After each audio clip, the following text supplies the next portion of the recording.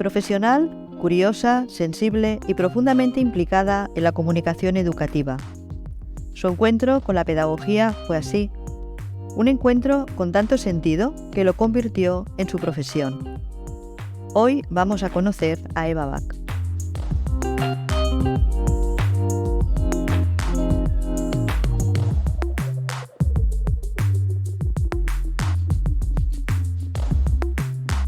Hola Eva, es un verdadero placer para todos nosotros estar hoy aquí compartiendo contigo este espacio. También lo es para mí estar aquí contigo y con vosotros compartiendo un rato de conversación sobre educación. Soy Maite Signe, profesora en los grados de educación de la Universidad Abat Oliba Cel, y quería compartir hoy aquí contigo una serie de cuestiones como es hablar de educación emocional y de comunicación de la afectividad. ¿Qué es la educación emocional y por qué es importante? Para mí la educación emocional es ponerle ojos, orejas y boca al corazón para poder ver, escuchar y expresar lo que nos sucede por dentro y lo que le sucede por dentro a las otras personas, que es muy similar a lo nuestro, pero se expresa y se manifiesta de maneras diferentes. Y esto es lo que hace que luego podamos reconocernos como iguales, conectar y también cooperar. En cierta forma es recuperar los sentimientos y las emociones en la educación que los habíamos dejado de lado, que son algo humano esencial e indispensable para humanizarnos. ¿Por qué es tan importante la educación emocional?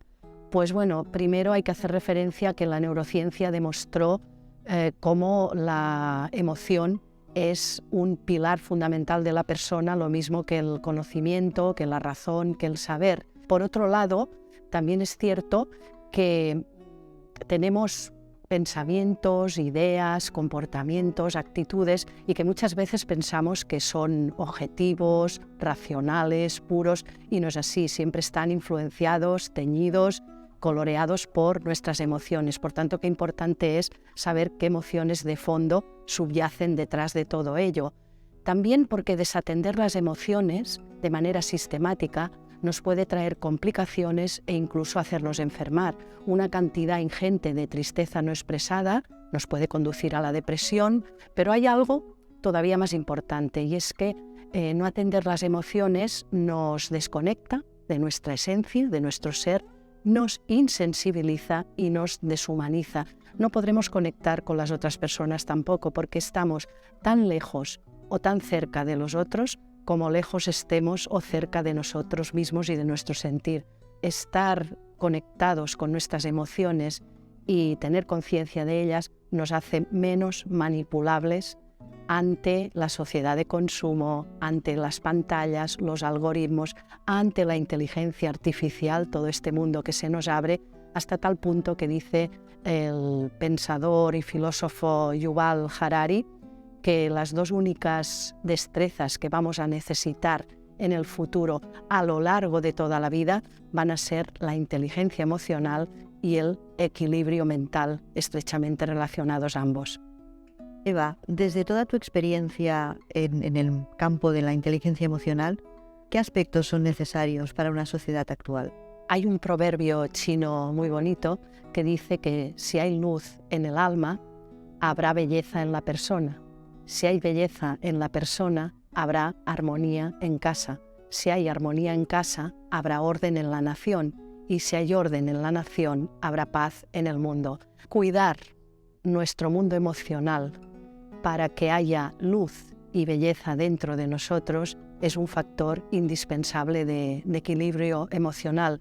La autoconciencia emocional es clave. El hecho de poder conectar con nuestras emociones, expresarlas, calmarlas, transformarlas y, por supuesto, autorregularlas. Hay una diferencia muy grande entre tener una emoción y que la emoción nos tenga. La diferencia entre ellos es la conciencia. Cuando no hay conciencia, la emoción nos gobierna y nos maneja a ciegas. Y puede ocurrir que a pesar de ser buenas personas y de no tener intención de hacer daño a nadie, lo hagamos porque no somos nosotros los que vamos por la calle o por el mundo, sino que son nuestras emociones desatadas que nos secuestran la lucidez, la ecuanimidad, el entendimiento, y se apoderan de nuestro ser y hace que seamos pues injustos o que podamos generar malestar en las otras personas. ¿Cómo ha ido evolucionando el conocimiento y el reconocimiento de la educación emocional en nuestra sociedad? El primer gran impulso a la educación emocional vino de la mano de la neurociencia en los años 90, cuando demostró que las emociones son de primera categoría, igual que la razón. Hasta tal punto es así, pues que para el bienestar emocional, personal y social, para la convivencia y la paz, incluso para el aprendizaje y el buen rendimiento, aprender a razonar adecuadamente, a pensar bien, pues es tan importante como aprender a sentir inteligentemente.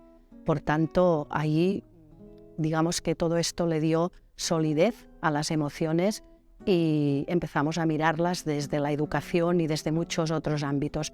Pero creo que gran parte de la sociedad seguimos viviendo, educando y actuando como si no tuviéramos noticia de todo esto. Ahora, recientemente, la pandemia le ha dado otro impulso. Yo creo que igual o más fuerte todavía que el de la neurociencia, porque ha acarreado sacudidas emocionales intensas y problemas concretos de salud mental y emocional a gran escala. Nos pasamos la vida huyendo de nuestras emociones a través de la actividad constante y de la vida hacia afuera. Hacer y vivir de aquí para allá. Con la pandemia todo se paró y aunque hacíamos cosas, la vida se volvió hacia adentro y emergieron y se abrieron emociones existenciales, el miedo a la muerte, el dolor por las pérdidas humanas, que en muchos casos no han podido ser adecuadamente procesadas, elaboradas, resueltas, y ahí está, ahí tenemos todo esto pendiente que hace que ahora estemos prestando más atención a las emociones, aunque no sea todavía toda la que conviene y hace falta. Eva, tú hablas de la comunicación con corazón. ¿En qué se caracteriza y qué aporta a la relación entre las personas?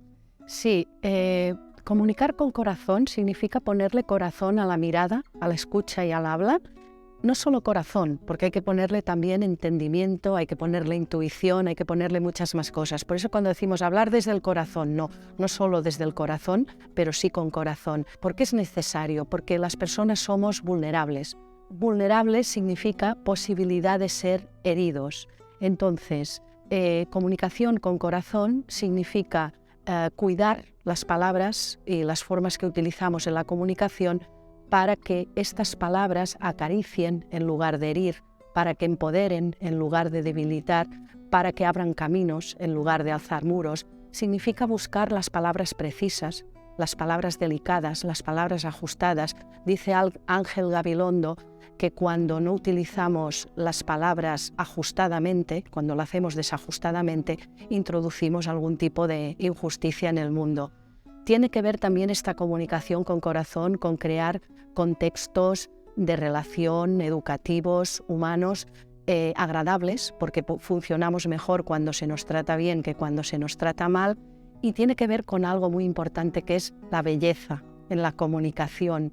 Decía Dostoyevsky que la belleza salvará al mundo, que no se puede vivir sin pan y tampoco se puede vivir sin belleza. Y el actual Papa Francisco dice que un mensaje no puede ser solamente bueno y justo, sino que además tiene que ser bello, porque solo si es bello toca el corazón. Quiero enlazar todo esto con la etimología del verbo educar, que procede del latín y que tiene una doble acepción, educare y educere. Educare hace referencia a alimentar y es un movimiento de fuera hacia adentro, pero educere hace referencia a hacer salir y es un movimiento de dentro hacia afuera. Entonces, educar no es llenar a la persona, sino que es, juntándolos, darle el alimento, y en este caso emocional, afectivo, que necesita para que pueda emerger y florecer aquello que hay dentro. Si quiero que emerja la belleza, lo que doy tendrá que ser bello. Si quiero personas que tengan corazón, pues tendré que ponerle yo corazón y mi corazón a la comunicación y a la educación. ¿Cómo podemos saber que estamos avanzando positivamente hacia esa educación emocional? ¿Qué indicadores tenemos para tener este conocimiento? Pues mira, para poder realizar una valoración, una autovaloración desde nosotros mismos, hay 3 indicadores. El primero tiene que ver conmigo misma, el segundo con mis relaciones y el tercero con el mundo en general. Me explico. El primer indicador, el que tiene que ver conmigo misma, es la vertiente intrapersonal de la inteligencia emocional y es cuestión de preguntarnos cómo me siento con mi vida, con mis emociones, con mi forma de sentir. Si me siento más o menos bien, si tengo bienestar y paz interior, pues ya es un primer indicador favorable. Pero hay quien se queda aquí y aquí no podemos quedarnos, hay que pasar al segundo, que es en mis relaciones, en las relaciones con las otras personas. Se corresponde con la vertiente o la dimensión interpersonal de la inteligencia emocional y aquí lo que tenemos, este es doble, aquí lo que tenemos que preguntarnos es cómo me siento en mis relaciones y también cómo se sienten las otras personas conmigo. Esto es algo que tengo que preguntarme, que tengo que observar y a veces que tengo que preguntar. Si también estoy más o menos bien y los demás están más o menos bien conmigo, pues ya tenemos un segundo indicador favorable. Pero hay un tercero muy importante que tiene que ver con mi relación con el mundo. Sería la dimensión ético-social o ecosocial de la inteligencia emocional. Y la pregunta es, ¿con qué emociones voy por la vida? ¿Qué contagio, qué irradio allá donde voy? ¿Desprendo armonía, bienestar, placidez, empatía? Pues si más o menos lo que desprendo tengo la sensación que tiene que ver con esto, es un tercer indicador favorable y bueno, iríamos bastante bien. Si falla cualquiera de ellos y tengo problemas, lo vivo mal, tengo malestares pues que son persistentes, entonces habrá que buscar una ayuda a ver qué está pasando. ¿Sabemos del vínculo que tú estableces con las familias a través de tus obras? Como es por ejemplo el caso de madres y padres influencers. En ese sentido queríamos preguntarte, como padres, como madres, ¿en qué momento podemos empezar a trabajar con nuestros hijos y con nuestras hijas sobre la inteligencia emocional? Siempre que me preguntan a qué edad empezar, cuento la historia de aquel rey que mandó llamar a un sabio a su corte para preguntarle a qué edad tenía que empezar a instruir a sus hijos en los grandes temas de la vida. Y el sabio le preguntó, ¿qué edad tiene vuestro hijo, majestad? Y el rey respondió, 6 años. Y el sabio le contestó, pues ya vais 6 años tarde. Entonces, aunque nos parezca que no entienden, aunque no conozcan los conceptos de emoción, de autorregulación, nuestros hijos e hijas tienen emociones, las expresan, captan las nuestras y adoptan ya desde el primer momento unos patrones emocionales determinados por imitación y por ósmosis, por lo que captan en su contexto. Así que hay que empezar a cuidarlo y a educarlo desde el minuto 1. Eva, los padres somos referentes para nuestros hijos y a veces no es fácil compaginar la lucha diaria, la emotividad y seguir en lo que sería su educación. ¿Cómo podemos ser buenos referentes para nuestros hijos?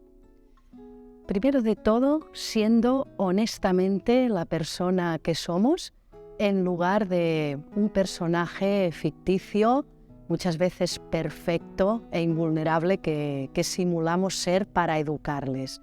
Decía Bruno Bettelheim que no hay padres perfectos y decía Carles Capdevila que sería mucha casualidad que hubiera uno y fueras tú.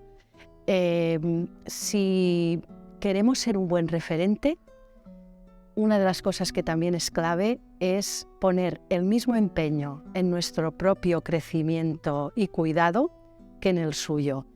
Gurdjieff decía, ¿quieres ayudar a tu hijo? Pues trabaja en ti. Es básico lo que hacemos con con nuestras vidas.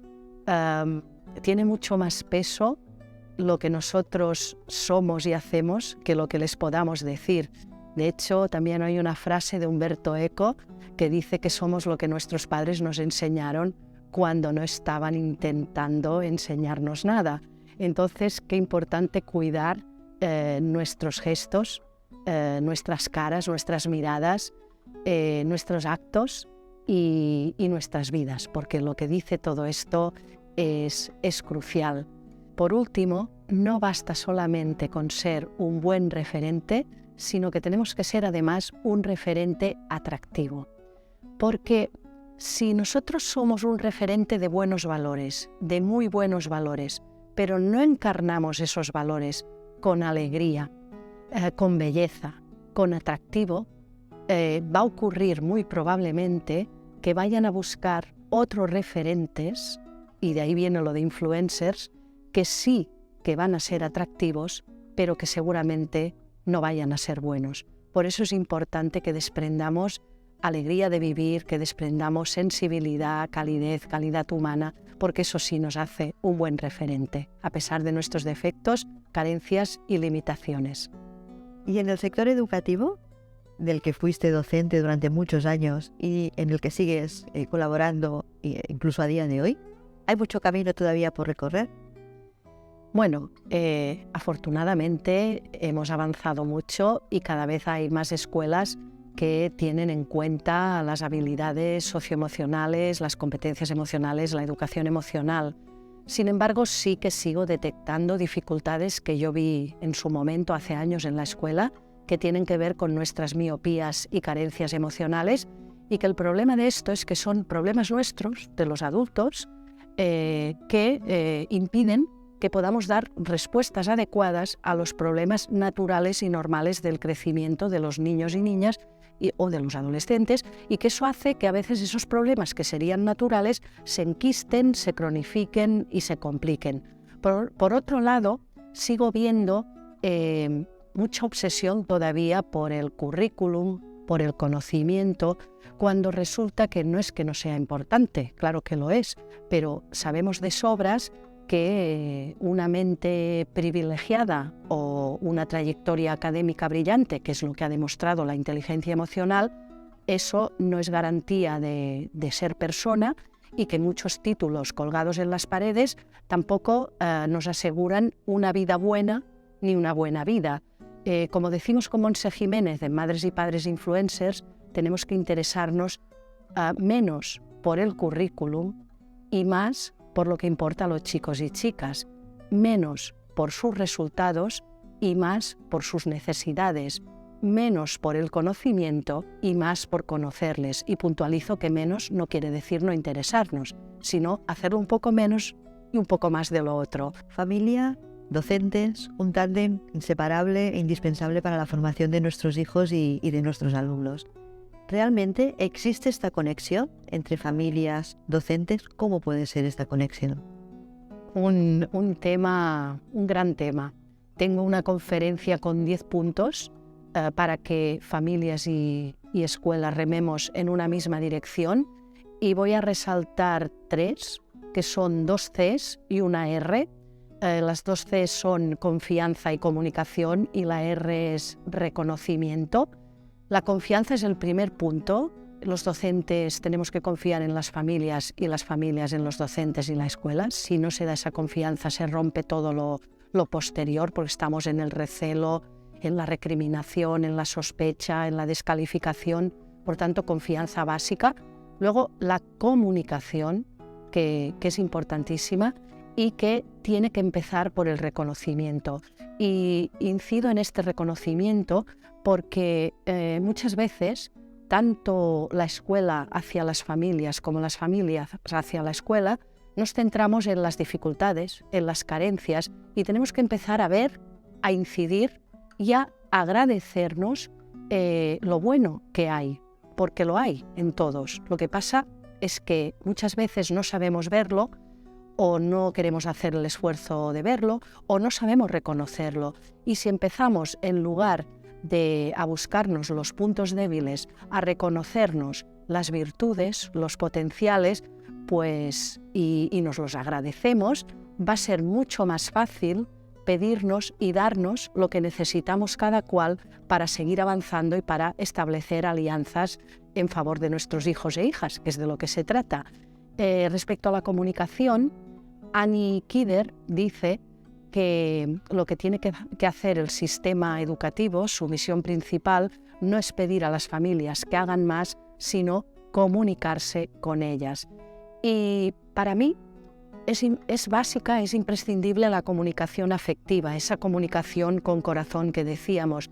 Y esto se concreta en una serie de cuestiones, como por ejemplo, si yo veo una necesidad en un niño, en una niña, pues, y se lo digo a su familia, les tengo que decir, mira, yo creo que vuestro hijo tiene esta necesidad. ¿Vosotros lo veis igual? ¿Vosotros qué necesidades le veis? Yo le veo este talento. ¿Vosotros qué talentos le veis? En la escuela se comporta así, en casa cómo se comporta. Y esto en las dos direcciones. Establecer esta comunicación de qué podemos hacer desde casa, qué podemos hacer desde la escuela. Porque esto es lo que hace que la comunicación entre en una línea de respetarnos, de igualarnos, de darnos un lugar, de darnos voz todos, de conocernos, de comprendernos, de sumar fuerzas, se convierte así en afectiva y, por supuesto, resulta mucho más efectiva y positiva para nuestro alumnado. Como docente, como profesora de futuros docentes y de futuros profesores, hay una cuestión que me preocupa muchísimo, ¿no? Y fundamentalmente por esa responsabilidad que nosotros tenemos. Y en ese sentido, dentro de los planes de estudio, ¿qué conceptos, qué estudios, qué elementos crees que se deberían de incluir para una buena formación de estos futuros docentes? Entiendo que te refieres, Maite, a los que acaban de iniciar sus estudios de educación. Pues lo primero que les diría es que no se preocupen si su vocación no es muy clara, si la elección puede no ser la definitiva, porque muchas veces no somos nosotros los que elegimos una profesión, sino la profesión la que nos elige a nosotros, y esto requiere tiempo, paciencia, confianza. En segundo lugar, que más allá de su profesión o relacionado con la profesión, cultiven lo que Ken Robinson denominaba el elemento. Tu elemento es aquello que se te da bien y te gusta hacer. Si lo puedes convertir en tu profesión es una maravilla, pero si no también, porque el hecho de tener un hobby, una afición, algo que nos gusta, nos va a desarrollar una serie de capacidades, potenciales, actitudes que luego podemos extrapolar a la profesión y a la vida en general. Otra cosa que es importante que tengan, que en su equipaje, que en su maleta haya, como decimos con Montse Jiménez, ilusiones, sueños, utopías que les sean inspiradoras, que les ayuden a trenzar proyectos de vida, a construirlos y proyectos profesionales. Con Montse tenemos un taller en el que impulsamos a los jóvenes a tener vidas bonitas y a querer dejar también una huella bonita en el mundo. Para ello, también hay algo muy necesario que es echarle horas. Hagamos lo que hagamos, lo más importante de nuestras vidas, las relaciones, los estudios, las profesiones, requieren tiempo, requieren dedicación, requieren esfuerzo. De hecho, para ser algo virtuosos en cualquier ámbito, Malcolm Gladwell estudió que hacían falta como mínimo 10.000 horas de práctica. Ahí es nada, 10.000 horas. Incluso en el caso de que tengamos un talento innato o una predisposición favorable a algo, necesitamos esas horas, necesitamos esa práctica. También que tengan referentes cercanos a los que admiren como personas y como profesionales y que les puedan servir de inspiración, que se tomen el error o la equivocación como aprendizajes, como retos y, por supuesto, indispensable también que tengan siempre algún motivo para levantarse de la cama con ilusión y que esto sea algo que les haga bien y que haga bien también a su entorno.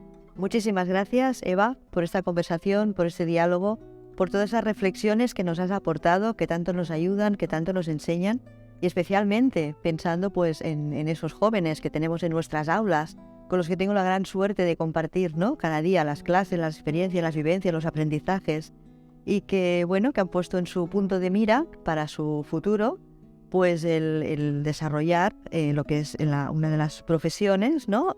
Bueno, dicen algunos, de las más antiguas del mundo y de la historia. Esta profesión, Maite, para nosotras es la nuestra, la más bonita, la que amamos, y yo también os agradezco de corazón y te agradezco a ti esta conversación que hemos podido mantener, orientada a atender y entender mejor nuestros corazones para poder entender y atender mejor el de los chicos y chicas, el de los niños y niñas, porque esto es crucial para humanizarnos y para el futuro de la humanidad y de la educación.